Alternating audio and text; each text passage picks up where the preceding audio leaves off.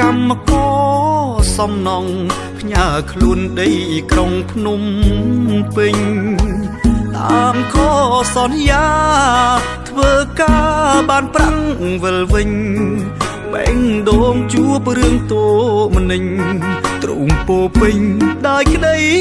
ឈឺផ្សាជប់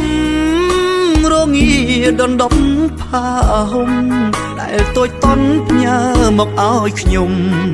គ្រប់វេលាពេលនឹកដល់